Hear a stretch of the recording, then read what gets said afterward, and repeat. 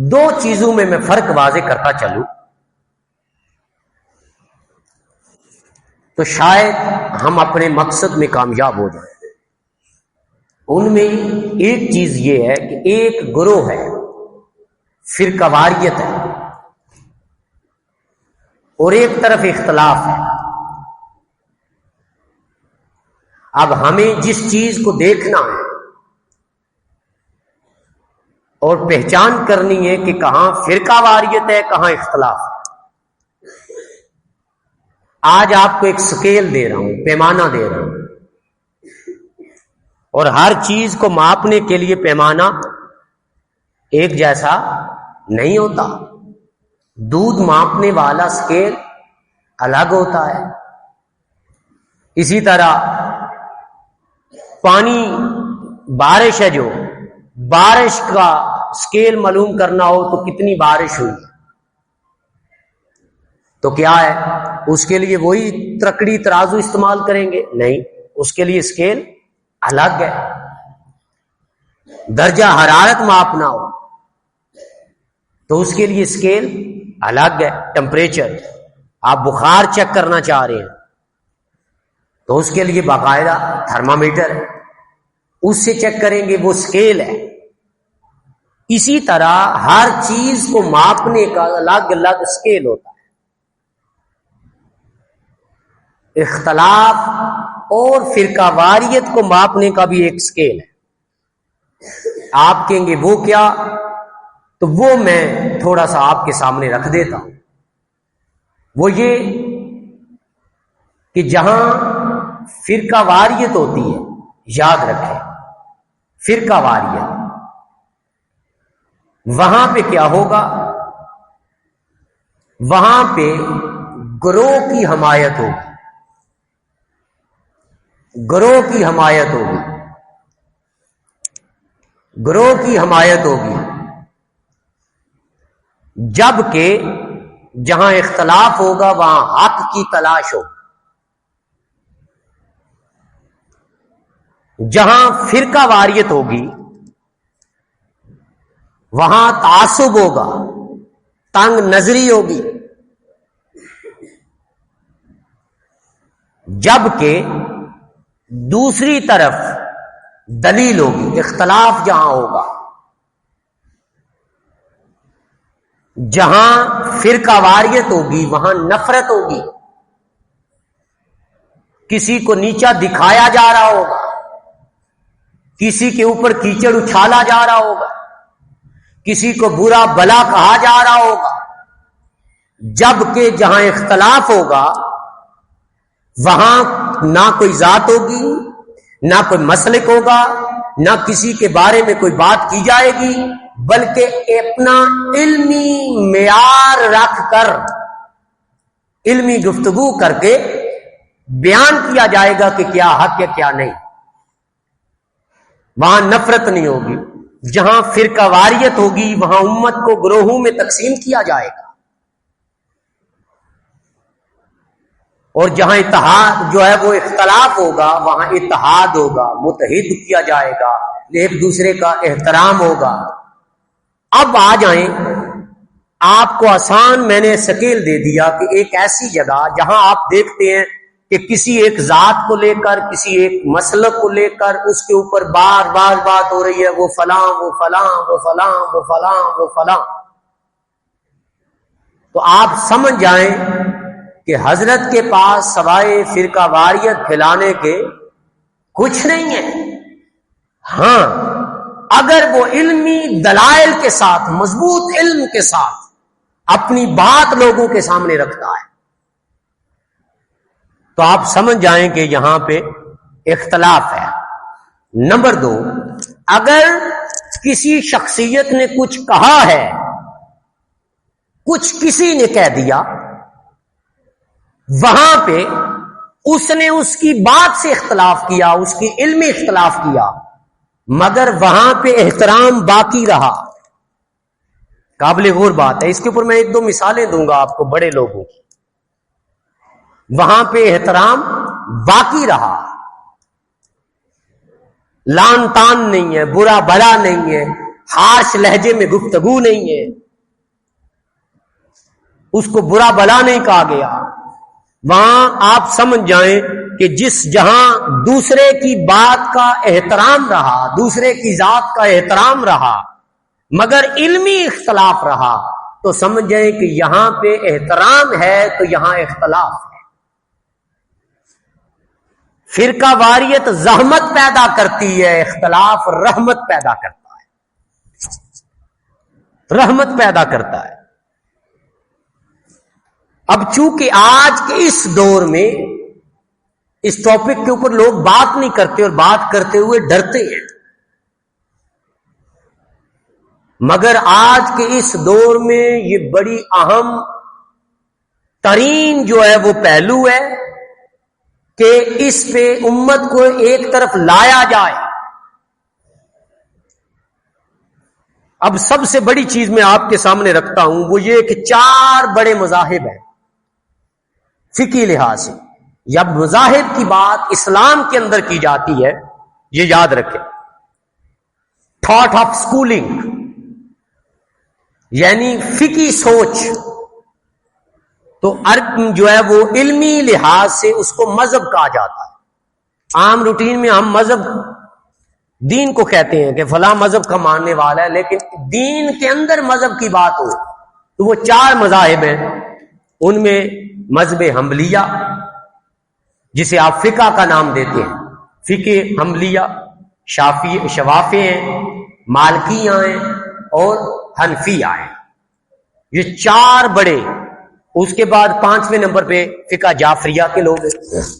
یہ 5 مسالک ہیں. مگر یاد رکھیں ہر مسلک کے جو بانی ہے، ہر مسلک کا جو بانی ہے، اس نے علمی اختلاف اپنے سے بڑے سے کیا ہے، مگر ذات پہ کیچڑ نہیں اچھالا، ادب کا دامن اپنے پاس رکھا ہے اور کبھی بھی ادب کا دامن نہیں چھوڑا اور دلیل کے ساتھ بات کی ہے. میں آپ کے سامنے ایک مثال رکھتا ہوں، جوان ہے جو بالخصوص ان کے لیے، تاکہ آپ کو بات سمجھ میں آ جائے کہ وہ لوگ اپنی رائے نہیں ٹھوستے تھے.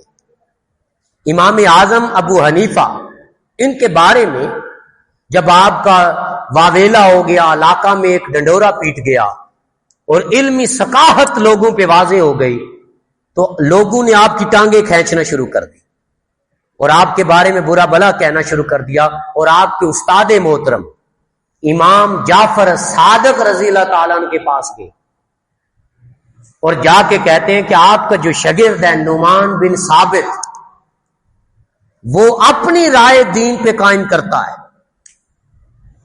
آپ نے بلایا اور بلا کے پوچھا بھی بتاؤ کیا تم اپنی رائے قائم کرتے ہو؟ اب امام اعظم ابو حنیفہ اپنے استاد محترم کو جواب دیتے ہیں اور سنیے گا اور حیران رہیں گے. کہتے ہیں استاد محترم مجھے 2 چیزوں کا جواب دے دیں. ایک یہ مجھے یہ بتائیں کہ پیشاب زیادہ پلید ہے یا منی؟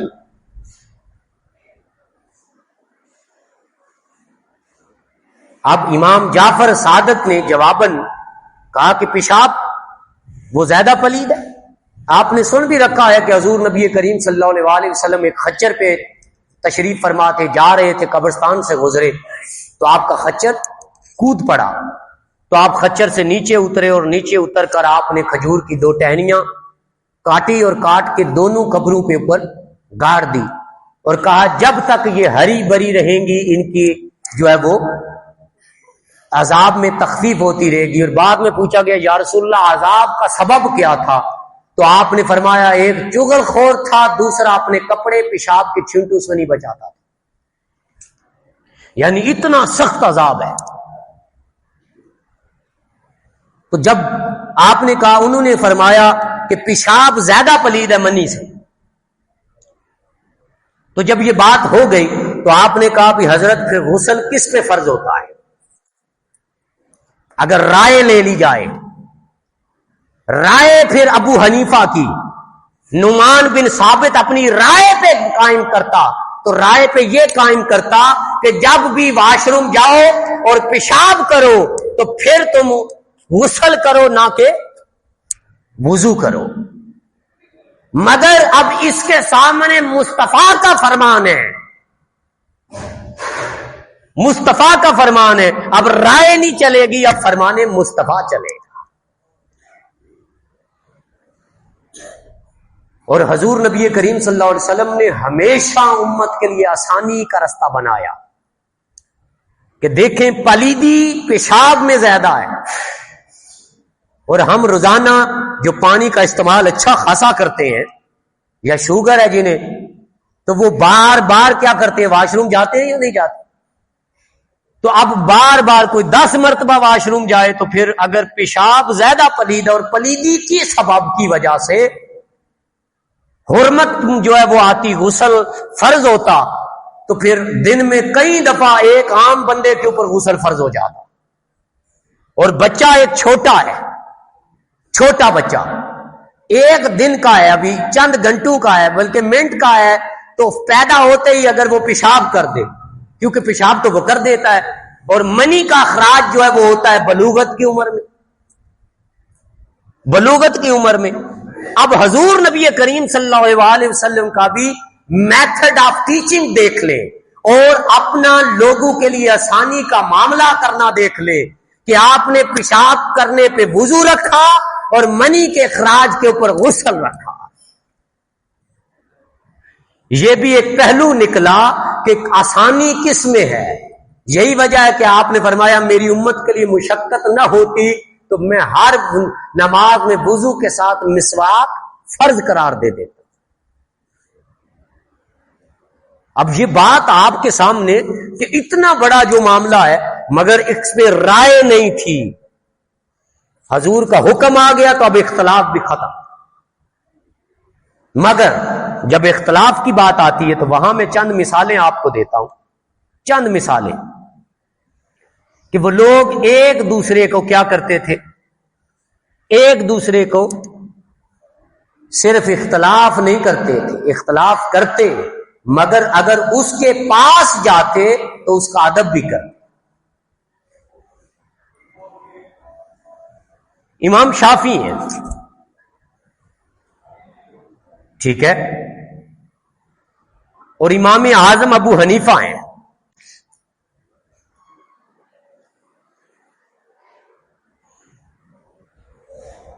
ان کا آپس میں علمی اختلاف بھی ہے، اور بالخصوص یہ جنہیں ہم دیوبندی اور بریلوی کہتے ہیں، اصل کا ان کا وجود ہی کوئی نہیں ہے، اصل ہے یہ اہل سنہ والجماعت. یہ تو ہم نے اپنے اپنے لیے چھوٹی چھوٹی نالیاں بنا لی. اگر نکلے یہاں سے باہر نکلے باہر کی دنیا کی طرف تو نہ کوئی دیوبندی کو جانتا ہے نہ کوئی بریلوی کو جانتا ہے. اب جانتے ہیں تو اہل سنہ والجماعت کو جانتے ہیں.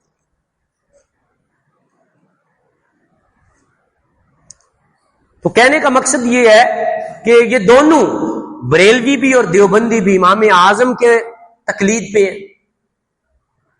ہم اسی طریقہ سے نماز پڑھتے ہیں، اور امام شافعی رفع یدین کرتے تھے.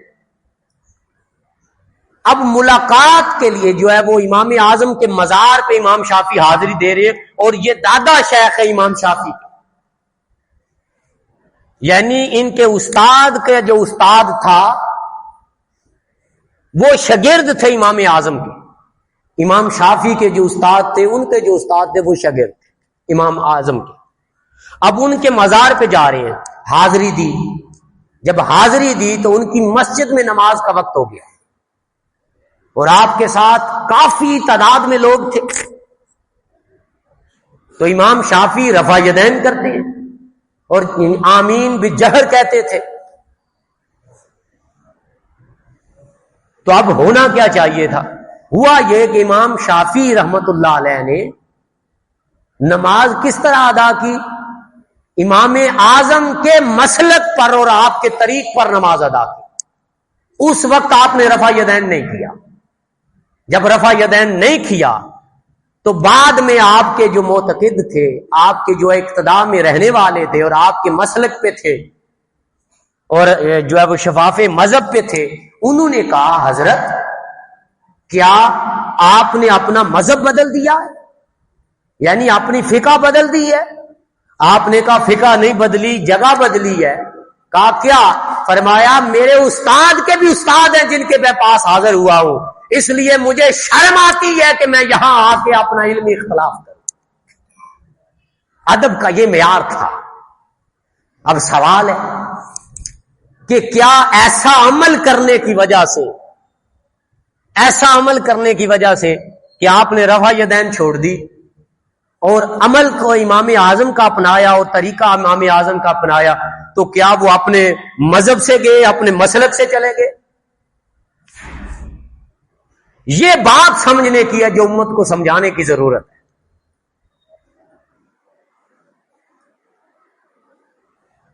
جس طرف ہم نہیں جاتے، ہم صرف ظاہر کو دیکھتے ہیں. ہم صرف ظاہر کو دیکھتے ہیں. جو رفع یدین کرتا ہے وہ فلاں مسلک سے تعلق رکھتا ہے، اس کا عقیدہ یہ ہوگا، اس کا عقیدہ یہ ہوگا. اب پتہ نہیں کہ وہ رفع یدین کرنے والا حضور کو کتنی بار خواب میں تکتا ہوگا. ہو سکتا ہے حضور سے ملاقات کر بیٹھا ہو، حضور کے فرامین پہ عمل کرتا ہو، حضور کی احادیث پہ عمل کرتا ہو، حضور کی کتنی قربت اسے حاصل ہو.